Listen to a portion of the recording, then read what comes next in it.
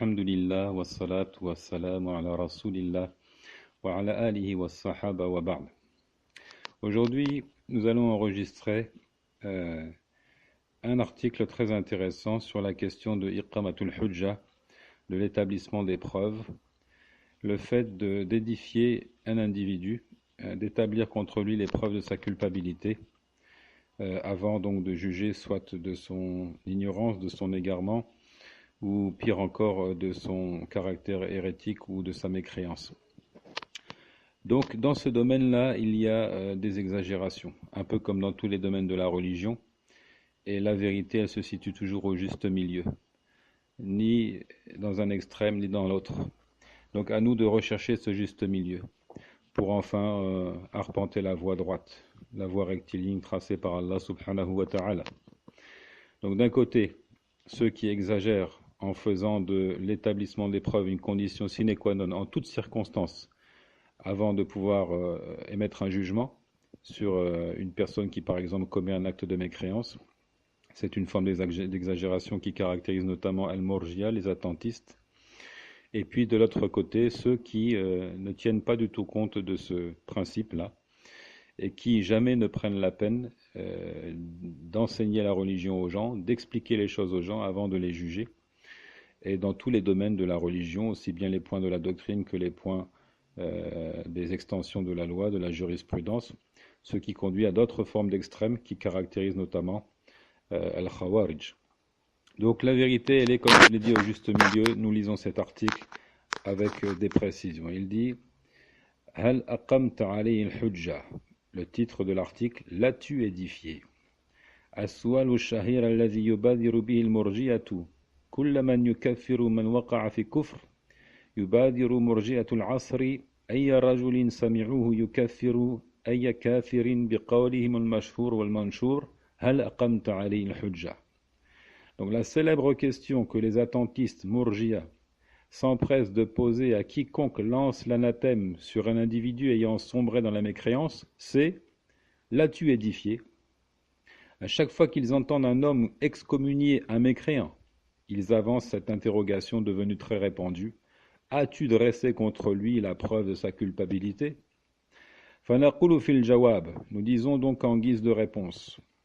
أولاً من الذي يقيم الحجة؟ هل هو المفتي والقاضي فحسب أم هو المسلم العالم بالأمر الذي سيتكلم فيه. Donc la réponse, elle va se faire en 3 points. 3 points que nous allons développer, qui nous permettront d'avoir donc une attitude modérée sur cette question-là. Premièrement, qui se charge d'établir la preuve? Qui a la possibilité d'établir la preuve? S'agit-il seulement du mufti et du qadi, c'est-à-dire du juge? S'agit-il uniquement de celui qui a pour rôle d'émettre des avis juridiques, el mufti, ou encore de juger les gens dans un tribunal islamique, le qadi?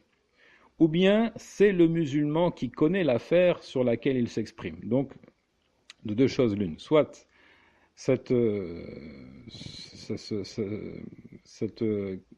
ce rôle-là revient uniquement au mufti et au qadi, ou bien c'est donné à tout musulman dès l'instant où il connaît l'affaire sur laquelle il s'exprime. La shakka wa la rayba anna al-muslima alladhi ya'lamu ma yatakallamu fi huwa alladhi yastati' an yuqima al-hujja. وقد قال الأصوليون من علم حجة على ما لم يعلم. Nul doute qu'il s'agit du musulman dès lors qu'il parle en connaissance de cause. Tout musulman peut le faire, à condition qu'il connaisse. Les spécialistes des fondements de la jurisprudence disent d'ailleurs, en établissant une règle, ils disent « Celui qui sait est un argument face à celui qui ne sait pas ». قال من لا ينطق عن الهوى صلى الله عليه وسلم في حجة الوداع التي حضرها بشر كثير. قال ليبلغ الشاهد الغائب. فلنا نسأل هنا سؤالا هل كل من حضر هذه الخطبة من المفتين والقضاة؟ Celui qui ne parle pas sous l'effet de la passion, sallallahu alayhi wa sallam, a dit lors du pèlerinage d'adieu, auquel participa une foule immense, il a dit que celui qui est présent transmette à celui qui est absent. liyuballira ash-shahidul ghaiba, que celui qui est présent transmette à celui qui est absent. Nous demandons donc à nos attentistes, n'y avait-il que des mouftis et des cadis pour assister à ce sermon? Évidemment, la réponse est connue de tous. Il y avait le commun des dévots, des musulmans, et ainsi que des érudits. Tout le monde était présent et tout le monde a reçu l'ordre de transmettre à celui qui était absent. قال أيضا صلى الله عليه وسلم بلغوا عني ولو آية أخرجه البخاري. Le prophète sallallahu alayhi wa sallam dit encore dans ce qui est rapporté par Al-Bukhari, transmettez de moi même si c'est un seul verset. Là encore, une forme impérative et d'une portée générale. Transmettez de moi même si c'est un seul verset. وقال أيضا نضر الله امرئا سمع منا حديثا فبلغه فرب حامل فقه إلى من هو أفقه منه ورب حامل فقه ليس بفقيه أخرجه أحمد وأبو داود الترمذي وابن ماجه وغيرهم وبهذه الأحاديث وغيرها كثير يتضح للمسلم اللبيب أنه لا يشترط في الذي يقيم الحجة أن يكون كأحمد ibn Hanbal ou كأحمد ibn Taymiyyah rahimahumullah. Il dit aussi alayhi salatu wassalam qu'Allah illumine la face d'un homme qui entend de nous une narration et la transmet. Nombreux sont ceux qui transportent la connaissance jusqu'à des gens qui comprennent mieux encore. Et nombreux sont les porteurs de connaissances qui ne sont pas des érudits. Comme cela est rapporté par Ahmed, Abu Daoud, At-Tirmidhi, Ibn Majah et d'autres. Donc ces narrations et d'autres bien nombreuses démontrent le fait suivant. Elles démontrent à tout musulman perspicace qu'il n'est pas une condition chez la personne qui cherche à en édifier une autre, qu'elle soit savante, qu'elle soit comparable à Ahmed ibn Hanbal ou encore à Ibn Taymiyyah. قال الإمام عبد الله بن عبد الرحمن أبا بطين في معرض كلامه في الرد على الأخ إبراهيم بن عجلان في بعض هفواته فقال وقولك حتى تقوم عليه الحجة الإسلامية من إمام أو نائبه معناه أن الحجة الإسلامية لا تقبل إلا من إمام أو نائبه وهذا خطأ فاحش لم يقل أحد من العلماء بل الواجب على كل أحد قبول الحق ممن قاله كائنا من كان انتهى كلامه.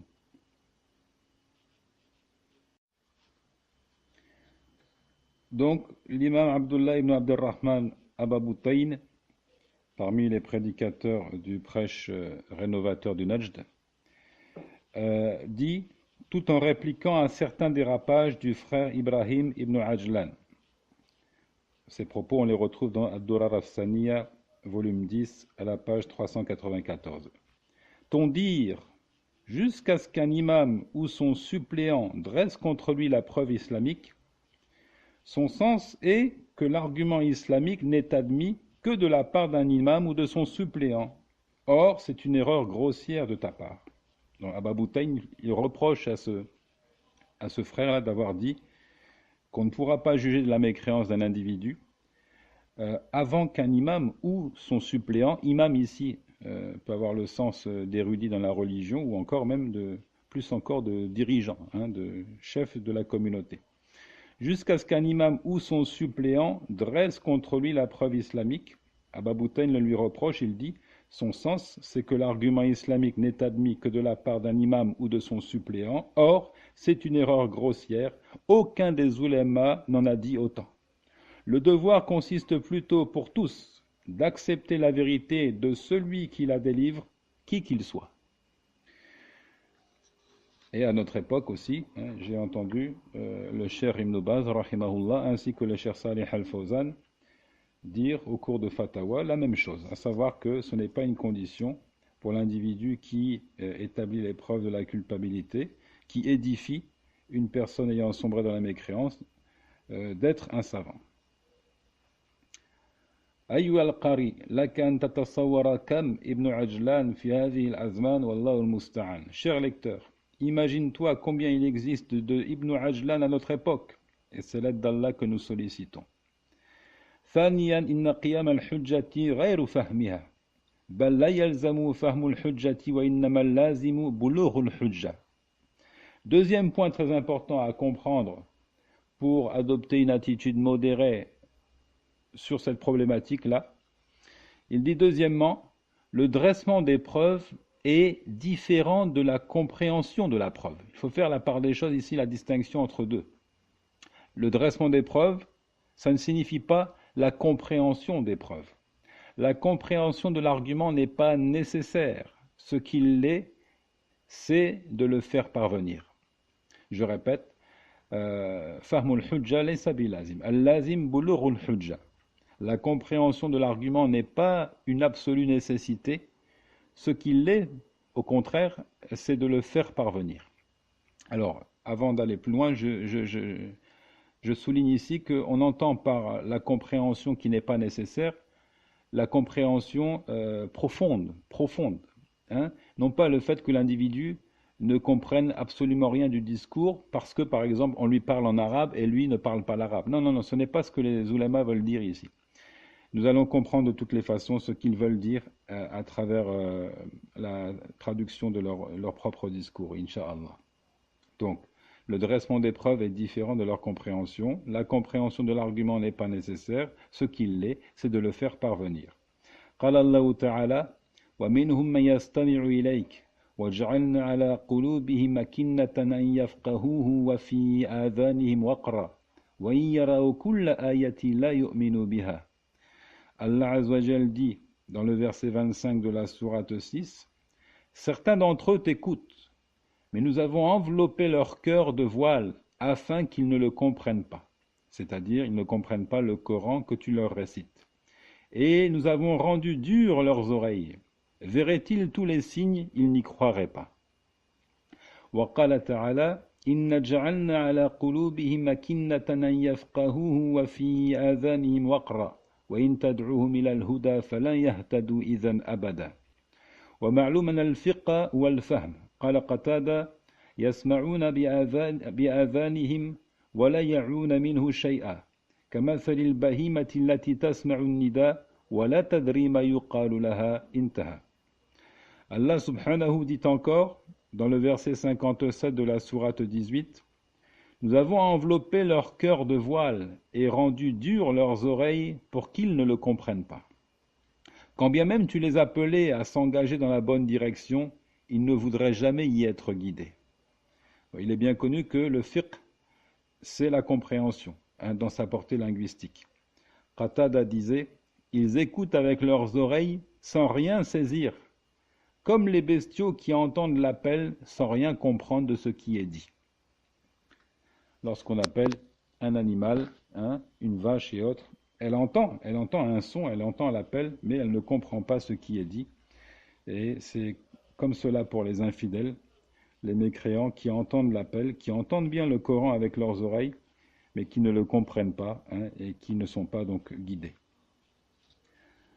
قال ابن القيم رحمه الله تعالى في كتاب مفتاح دار السعادة في قوله تعالى وقالوا لو كنا نسمع ونعقل ما كنا في أصحاب الجحيم لا في أصحاب السعير. Je pense qu'il y a ici une faute. Le verset dit أصحاب السعير. فهذا السمع المنفي عنهم سمع الفهم والفقه. وقوله تعالى ولو علم الله فيهم خيرا لأسمعهم أي لأفهمهم والسمع هنا سمع فهم وإلا فسمع الصوت حاصل لهم وبه قامت حجة الله عليهم. Ibn Qayyim al-Jawziyya dit dans Miftah Dar al-Sa'ada, page 81 du volume 1, au sujet du verset. Ils diront, si nous avions su écouter ou raisonner, nous n'aurions pas été parmi les hôtes du brasier. Donc ce sont les gens qui se retrouvent en enfer qui disent ces mots-là. Dans la sourate 67, verset 10. Ils diront, si nous avions su écouter, si nous avions su raisonner, nous n'aurions pas été parmi les hôtes du brasier. Ibn Qayyim dit, cette écoute ici niée pour eux est celle qui recouvre la compréhension. La parole du Très-Haut, si Allah leur avait reconnu quelque bien, il leur aurait fait entendre, c'est-à-dire, il leur aurait laissé entendre et comprendre